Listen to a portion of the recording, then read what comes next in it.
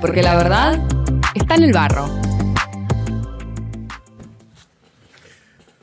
Bueno, tenemos una llamada al aire. A ver. Hola, hola, hola. Hola. ¿Está por ahí? ¿Está jugando a la escondida? Sí, buenas, Diego. ¿Cómo estás? Hola. Frank, ¿cómo andás, Frank? Bien por acá. ¿Cómo está tanto Bastante tiempo? subiendo la temperatura. Acá estoy con los compañeros, con Pedro que te saluda. Hola, Frank, ¿cómo estás? Y bueno, un compañero de ¿Cómo barrio, César Lares. Hola, buenas noches. Qué bien, de Babio. Los otros días estuve por Magdalena. Mirá. Investigando sobre Rubén Cartier. Frank, te quería hacer una consulta. Ahí el otro día me hacías un comentario y quiero que nos digas, nos cuentes un poco sobre, claro, lo que todo que un poco tiene que ver con lo que venimos hablando, el tema de por qué está pasando o termina pasando con todos los casos, esperemos que no pase con la chica asesinada en Valera, con el encubrimiento, la impunidad, el que no se siga avanzando y no se siga haciendo la cosa, digamos, de encontrar justicia. Un caso que mientras todos creíamos que el ex gobernador de la provincia de Buenos Aires, Victorio Calabró, todavía estaba vivo, nos enteramos de qué, Frank. Bueno, Calabró falleció el 30 de abril de 2011 y ustedes se están convirtiendo en el primer medio de prensa argentino y mundial en dar la noticia 14 años después. 30 de abril de 2011 falleció Victorio Calabró, asesino, golpista, que tiene en su haber decenas de órdenes de asesinatos, entre ellos el asesinato de Rubén Cartier. ¿Y cómo era posible? ¿Cómo es posible? Toca preguntarse que la muerte de alguien, de un personaje de la historia argentina tan importante como Victorio Calabró, estuviera tan silenciada que incluso si ustedes googlean hoy en Wikipedia va a aparecerte como el gobernador de Buenos Aires más longevo. Si no es que fingieron el fallecimiento porque su fallecimiento coincide con cuando detienen al Indio Castillo y empiezan los juicios contra la CNU, realmente es también un pleno encubrimiento de todas formas, porque evidentemente en este momento sacar a la luz pública que Calabró había fallecido era empezar a destapar complicidades, porque era preguntarse quién era Calabró. Entre los ligeros detalles de Calabró es que hizo una alianza muy grande con la Concentración Nacional Universitaria, grupo paraestatal anticomunista que encabezado por el Indio Castillo y Pipi Pomares, contra los cuales el Indio Castillo está preso hoy, pero Pipi Pomares todavía está esperando sentencia, al menos en prisión domiciliaria, con una tobillera, pero todavía esperando sentencia, cuando ambos tienen decenas de asesinatos criminales, gente indefensa, por el simple hecho de ser comunistas o peronistas de izquierda. Y este Pipi Pomares trabajó en la municipalidad con Julio Alac en casi todos los mandatos Alac. Y ahí el principal encubrimiento de por qué no molestar tanto a Pipi Pomares y por qué cuando se publicó recientemente el libro sobre Rubén Cartier por la municipalidad, ni siquiera se mencionó a Pipi Pomares en el libro y no se dijo, ni siquiera citando a la hija, que Cartier había sido asesinado por la CNU. Ahora yo quiero que el que me esté escuchando, piense nada más entonces un momento. Una figura tan importante como lo fue el gobernador de provincia de Buenos Aires entre el 74 y 76. Golpista al punto de que Videla intercedía por él ante Isabel Martínez de Perón. ¿Cómo puede ser que falleció hace 14 años y no se dio la noticia? Nadie puede creerse, nadie, ni el más ingenuo, que eso es una casualidad. eso es un olvido, eso es un silenciamiento por complicidad para lograr la impunidad. Y les doy un detalle. Me enteré de ese fallecimiento no por un rumor, porque me decían que estaba vivo en Vicente López, en Monte, que vivía cerca de Magdalena, que estaba en Entre Ríos, sino porque estoy terminando la biografía política de Rubén Cartier y empecé a investigar dónde estaba Calaboró, y pongo en Google pongo Victorio Calaboró DNI, y me aparece ni más ni menos que en un boletín oficial donde se aprueba en el 2022 que la pensión de Calaboró pasa a quien era su compañera, porque no se casó con ella y por eso se demoró en que le llegara la pensión a su compañera y a su hija por discapacidad. La hija está registrada en el padrón electoral en Vicente López. Sin embargo, por otras investigaciones que hice, Calaboró no aparece como que falleció en provincia de Buenos Aires. Todavía no se sabe dónde falleció Calaboró, posiblemente en Capital Federal.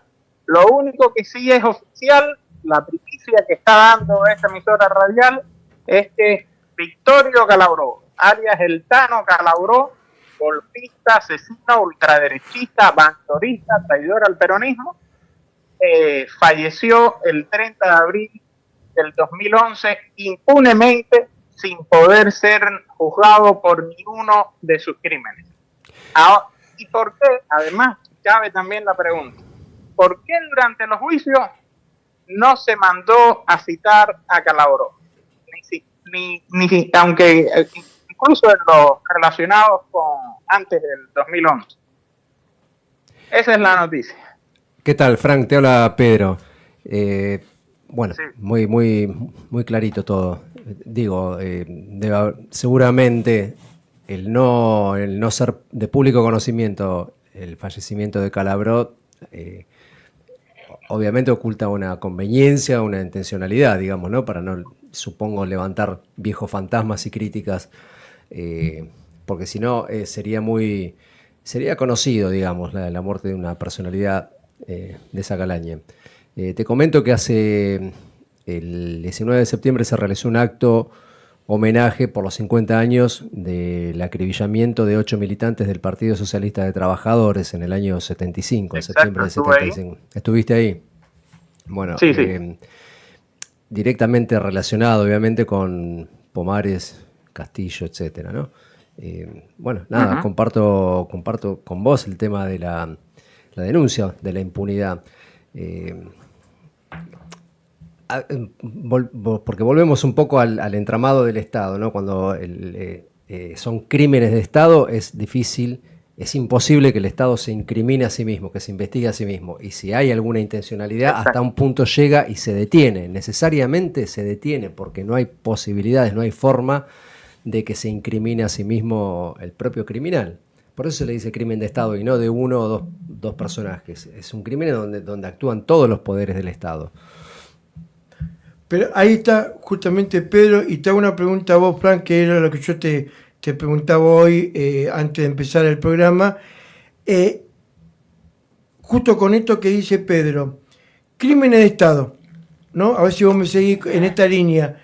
Crímenes de Estado, es un crimen de Estado tanto lo de Cartier, es un crimen de Estado lo de los 8 militantes del Partido Socialista de los Trabajadores, y es un crimen de Estado, en mi opinión, también, por ejemplo, lo de las chicas asesinadas en Florencio Varela, o de el chiquito de León que no aparece en Misiones, o Guadalupe, o Sofía, o tantos otros cientos de víctimas que vienen cayendo. Yo te pregunto esto, siguiendo esa línea que todos estos son crímenes de Estado, en mayor o menor medida son crímenes de Estado,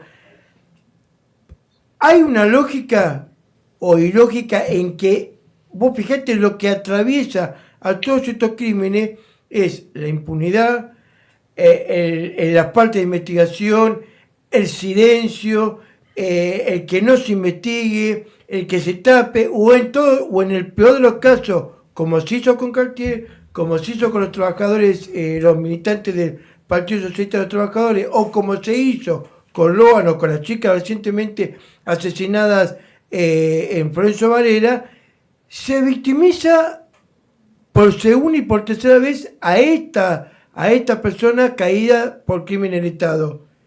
Y del otro lado, seguimos sin respuesta. Exacto. Mira, hoy yo estuve en Villa San Carlos. Para quien no conozca el lugar, Villa San Carlos es un barrio a las afueras de La Plata, de una situación económica muy precaria, y cuando voy llegando en el taxi, prácticamente atropellamos a un niño de 3 años, se nos lanzó delante del automóvil, y yo decía, bueno, y este niño, por suerte, no le pasó nada, ¿cómo puede ser que esté suelto? No está en el jardín. Y así, mientras avanzaba el automóvil, vi que eso sucedía una y otra vez, niños de 3, 4, 5 años en la calle. Y esto, por eso tú decías crimen de Estado, hay que ponerle un nombre, crimen del Estado capitalista. Cuando Cartier asume en mayo del 73, él dice, el sistema capitalista es el que genera las villas. Y en el año 74 lo vuelve a poner en un discurso en Guadalajara, vuelve a poner el tema. Dice, el sistema elitista educacional genera segregación.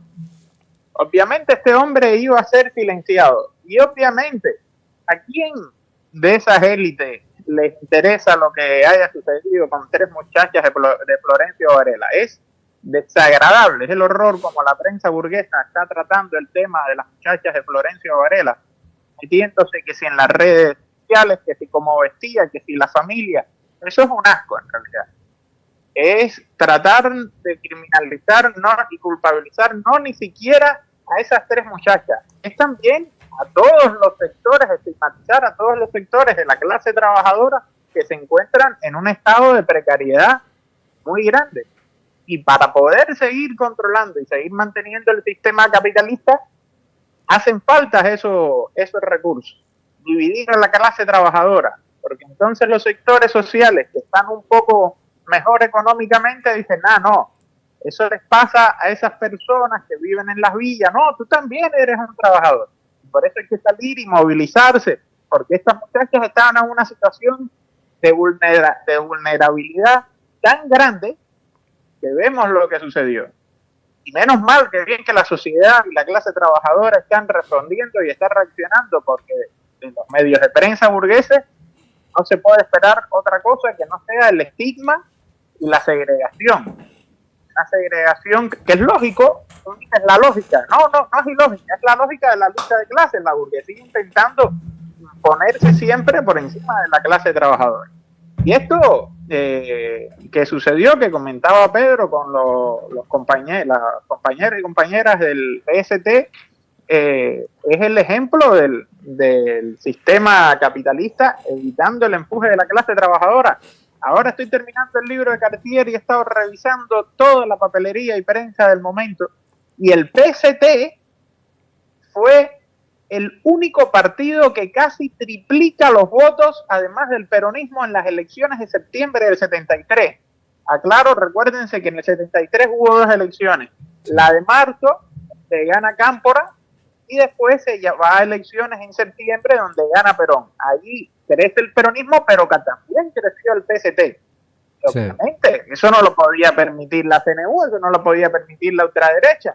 El PCR, los maoístas tenían un importantísimo sindicalista que la CNU secuestra también, Rusconi. Entonces había que atacar ya ni siquiera al peronismo de izquierda, sino directamente al marxismo. Y eso lo dice el fundador de la CNU, Luis Alberto Di Sandro, que encontré el proyecto fundacional, y en el proyecto fundacional llama a denunciar y atacar a los profesores marxistas en las escuelas, que es lo que hicieron. Sí. Y trabajar con la policía. Entonces esto es algo que lo vemos de una manera u otra en la actualidad.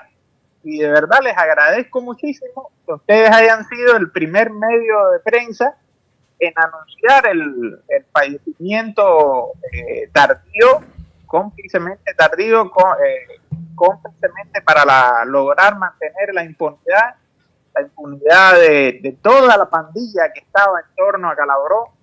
Calabró era alguien del bandorismo más antiperón imaginable, ¿no? Imagínense que Calabró está con Bandor cuando asesinan a Bandor. Calabró, poco antes del golpe, sigue publicando en el día comunicados recordando a Bandor. Eso no lo olvide ningún peronista. No lo olviden. Y es tan bien hecho lo de Calabró que hasta no hace mucho un periodista decía que Calabró con sus 95 añitos le gustaba Blender. ¿De dónde habrá sacado esa persona esa información, no? ¿Le gustaba ¿Quién te lo habrá qué? dicho? Le voy a escribir. Blender, el streaming Blender. Sí. Es decir, esto te lo estoy diciendo publicado en el 2024. Yo le voy a escribir para preguntarle de dónde salió esa info. Porque como él sabe que Calabró le gusta el canal de streaming Blender, ¿no?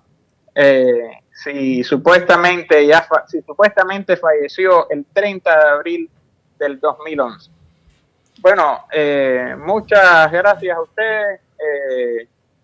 Divulguen esa noticia siempre con ese enfoque de complicidad del Estado, y es lo que dices tú, Pedro. El Estado no se puede autoinculpar, si no es la clase trabajadora quien inculpa al Estado burgués, denunciándole todos los crímenes, toda la represión. La burguesía no se va a derrocar. Exactamente. Es un Estado de clase. Muchas gracias, Frank. Muy claro todo. Muchas gracias, Frank, por esta primicia. Bueno, Diego, nos debemos un café. Abrazo grande. Y de paso te conozco, Pedro. Abrazo grande. Muchas gracias. Hasta luego. Bueno, lo que decíamos antes, uno por ahí puede decir, ¿qué tiene que ver? Estos tipos salieron hablando de Cartier y están hablando de la chica de Varela. En realidad, lo que yo mencionaba, y ahí le pido a César como a vos, Pedro, que me digan lo contrario o no, es justamente, primer punto, para mí, ¿no?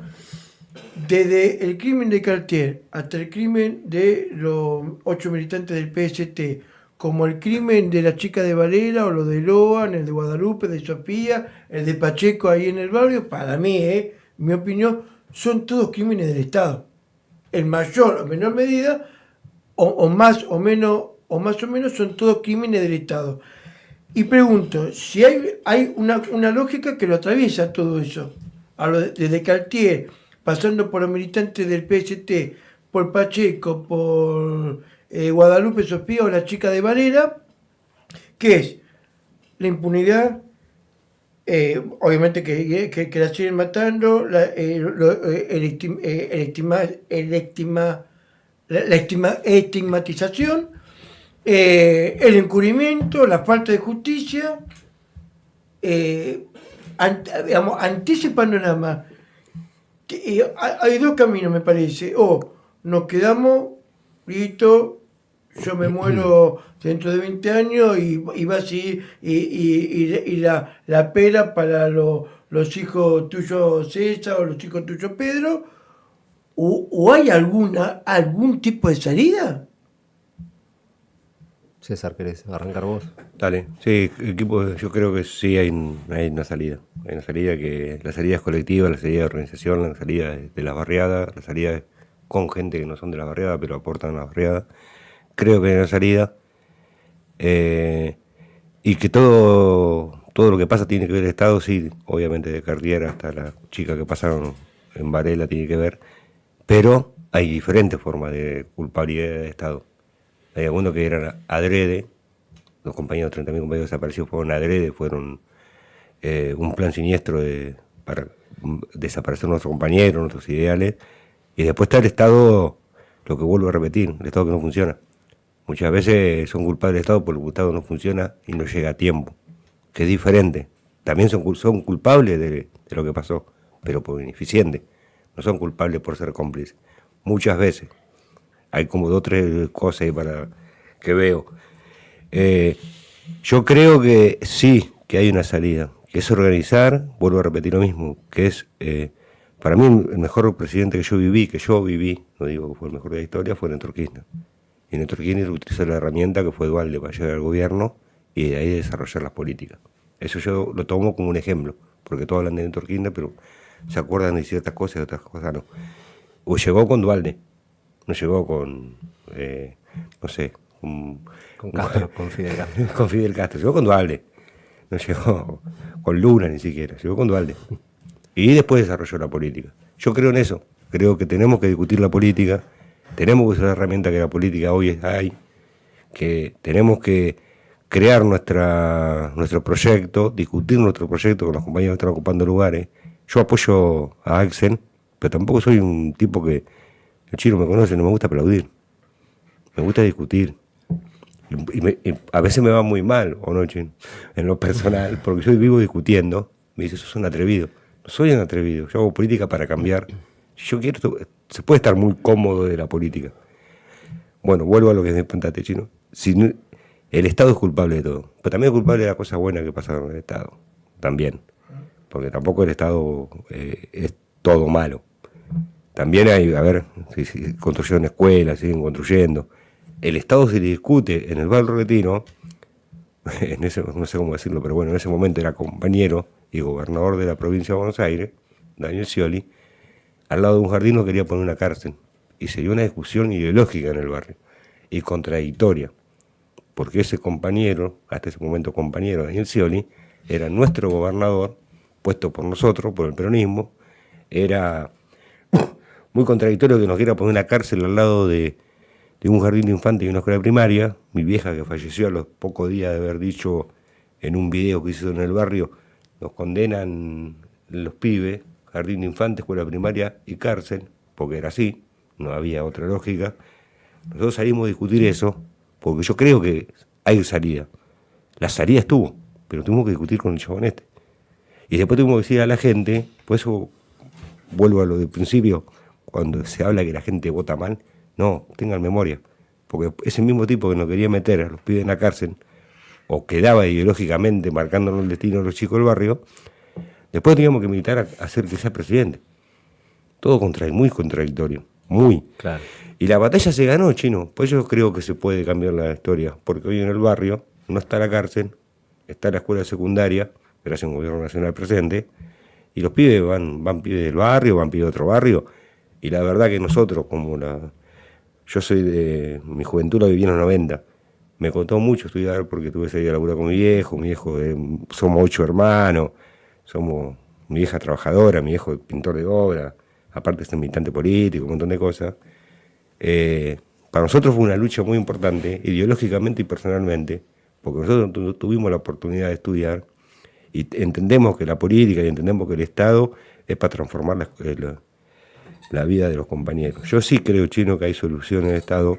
Yo sí creo que hay muchos compañeros dentro del Estado que se pueden interpelar, se pueden apoyar, pero también con cosas claras, porque yo no quiero hablar con el Chino Rubaja que ocupa un lugar para ver qué me da. No, vamos a discutir la política que yo quiero para mi barrio, quiero para las barriadas, yo hablo mucho de las barriadas, y de ahí se puede cambiar. Pero hay que ser autocrítico también. Muchos compañeros, viste, van y hablan con los funcionarios para ver qué hacen. Y no es que a ver qué hacen, andar con un proyecto claro. Las 460 viviendas era un proyecto muy claro. Ahora presentamos el proyecto con las compañeras del club, los compañeros de la Asociación Civil La Casa y nosotros de una escuela de oficio. Porque se habla mucho de la droga, hace 3 meses lo presentamos. Pero bueno, ¿qué queremos? Que los pibes dejen de drogarse así porque le cayó un milagro y no se droga más nadie. No. Dijimos escuela primaria, jardín de infantes, escuela primaria, escuela secundaria y en el mismo, nosotros le decimos polo educativo, que haya una escuela de oficio. No es la solución, pero con que rescate un pibe para nuestra militancia es muchísimo. Que el pibe se haga con un oficio y que empiece a laburar. Porque sí. Creemos mucho, nosotros somos de los que militamos mucho el trabajo, aunque parezca una locura, porque dicen que la gente no quiere laburar, mentira, eso la derecha puso y muchos compraron. Pero la gente, mis compañeros, no viven exigiendo trabajo, no quieren más cooperativa, no quieren más alimentos, no quieren más nada de eso. Quieren trabajar porque tienen una cultura del trabajo. Bueno, Chino, ahí te respondo y te dejo. ¿Se puede cambiar? Sí, se puede cambiar. lo llegaremos a ver, y no sé, la verdad que no sé si lo llegaremos a ver nosotros, nuestra generación. Mi viejo soñó un mundo mejor, fue montonero, soñó un mundo mejor, se murió y no lo vio. O vio una mejora. Rodi López. Vio una mejora con Néstor, pero no llegó a ver, no estaba con Néstor, falleció días antes de haber resumido en la municipalidad, falleció. Pero te quiero decir que sí se puede, no sabemos si lo vamos a ver nosotros. Esto está muy complejo, está muy embarrado, pero la política chino y yo en este caso, muchos compañeros que recato del peronismo que tenemos que charlar, discutir. Esto cuando me dijo el chino de venir me gusta porque me gusta transmitir, aunque sea, no sé cuánto lo ven en el programa, no me importa, que lo vean 2. Yo siempre digo lo mismo, son 2 que me pueden estar cagando puteados, se pueden estar cagando de risa, pero por lo menos contamos nuestra experiencia. Me encanta que se dé la palabra, me encanta estos espacios, me encanta discutir la política. Y la política no es discutir a ver en qué cargo voy o en qué lugar de la lista. No quiero eso. Discutan ustedes eso. Después decime para qué vos querías estar en la lista. Después decime para qué querés ser secretario de Desarrollo Social o ministro de Desarrollo Social o diputado. Después decime eso. Desde ahí transformar la política, de los hechos y de la discusión política. Sí, bueno, pero estaría bueno que alguna vez también, cuando se discuten los cargos los ocupen, como siempre dijimos, los ocupen realmente los compañeros que los tienen que ocupar. No es que estoy en contra de los que ya lo están ocupando, pero a ver, voy a ser medio vulgar. A mí me gustaría ver, después de muchos años, por ejemplo, compañeros de la talla tuya César o como Pedro, alguna vez ocupando algún cargo de gestión que yo sé y la tengo clara que cualquiera, el caso tuyo César porque te tengo enfrente o el de Pedro, seguramente va a ser muy diferente la mirada y la mirada que tenga para la gestión que pueda hacer en un cargo puntual. Hasta el día de hoy eso nunca pasó. Está bien, Chile, pero no tenemos que traer la discusión ahí, pues si se trae la discusión ahí, es como que te pones a discutir cargo. Vamos, bueno, no querés discutir cargo, discutamos proyectos. Exacto. ¿Para qué querés ser secretario de Desarrollo? ¿Para qué querés ser secretario de Obras Públicas de la municipalidad o de provincia, donde sea, ¿no? O cuando recuperemos el gobierno nacional, porque yo creo que lo vamos a recuperar. ¿Para qué? ¿No querés discutir cargo? Listo, discutamos proyectos. Vamos por un proyecto. Y la verdad que el proyecto que teníamos en último tiempo, de los planes sociales y todo eso, yo estaba en contra. En metodologías, había un montón de cosas que no me gustaban. Éramos unos locos sueltos, decíamos lo mismo.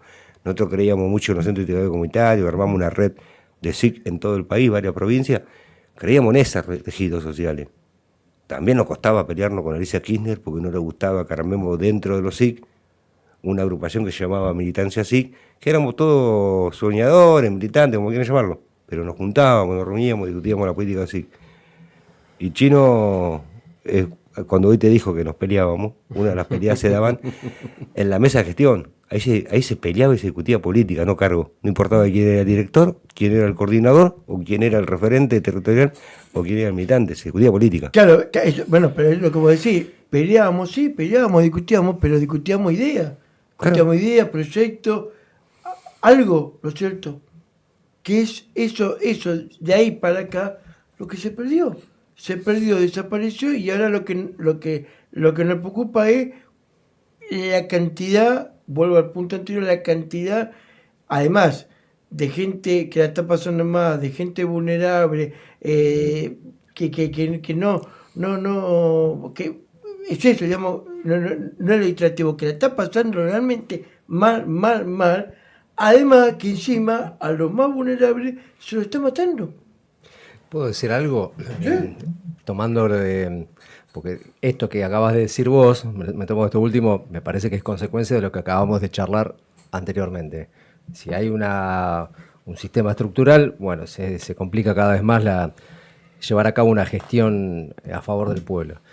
Me parece importante tomar lo que respondía César primero acerca del Estado, que era la pregunta inicial, digamos, este hilo de continuidad del Estado terrorista, digamos, desde los 60, 70 hasta acá, y yo rescato lo que decías vos, la diferenciación. En un punto hay que diferenciar obligatoriamente, porque un Estado que ejerce el terror tiene una planificación de ejercer el terror político y social para una causa más de fondo estructural, que es el aniquilamiento de toda una generación de luchadores obreros, de vanguardia, de todo tipo de ideología de izquierda o progresista, etcétera. Eso es un plan sistemático y no es nacional, es internacional, Plan Cóndor, etcétera. Consecuencia de esa victoria que ellos tienen es que hoy se vive esta descomposición social, porque si hubiera triunfado la generación luchadora, revolucionaria, obrera, no estarías en estas condiciones de barbarie del sistema capitalista. Entonces, una cosa lleva a la otra, pero sí la diferenciación es importante. Hoy por hoy, yo lo que le llamaría, si se quiere más ligar a un terrorismo de Estado democrático, si se quiere, pero no sería tampoco el término, es sí la sistematización de lo que es el gatillo fácil por parte de la policía. Ahí no, obviamente no tiene nada que ver con el terrorismo de Estado de los 70, pero sí hay manuales internos de la policía bonaerense, hay muchas cosas denunciadas por organismos de derechos humanos que muestran el accionar de la policía con una planificación de ejercer la autoridad y la bota en el barrio, es obvio, contra la juventud, etc. Ligado a que es la primera fuerza que domina el narco, que maneja el narco, a diferencia de otros lugares, de otros países donde son carteles diferenciados, acá es el propio Estado. Bueno, vos podés decir, el Estado tiene una responsabilidad en todo. Sí, yo suscribo que hay, por acción u omisión, una responsabilidad directa del Estado, pero para no perder esto de fondo. Y si hay salida, de fondo digo lo estructural de fondo, y si hay salida, sí. Pero me agarro de lo último que decía César, que él ponía el ejemplo de cómo se logra el tema de las viviendas, o más bien el tema de la no construcción de la cárcel al lado del jardín, con la organización popular, con la lucha, bueno, extendido a nivel regional y extendido a nivel nacional.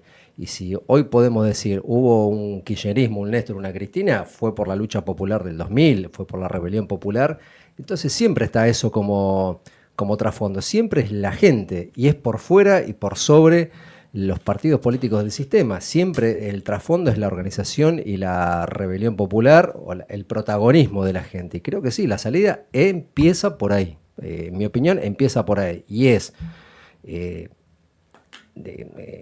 protagonismo de millones, y es obrera en el sentido de trabajador, de explotado, y es con una propuesta socialista, digamos, porque en otro momento se puede desarrollar, porque tomo lo que vos decís, ¿no? El desafío, bueno, es debatir la política. En algún momento nos vamos a mezclar todo en la pelea popular porque estamos todos en la misma trinchera, por decirlo de alguna forma. Pero así hay ejes que no se cambian. El protagonismo popular, la pelea popular es fundamental. Después, en ese devenir, nos mezclaremos y discutiremos para qué lado ir. Pero estamos como abordando, me parece que yo me quedo con lo que decía Frank también, digamos, ¿no? Hay una pelea que se da y que es la que muestra, la que saca a la luz un montón de las porquerías que están ocultas, lógicamente, del Estado y esto que estamos hablando. Bueno. Sí, por eso, porque si hoy, no sé si puedo. Sí, sí. Si hoy se recupera la Ciudad de La Plata, muchos hablan de las estrategias electorales, ¿no? Claro.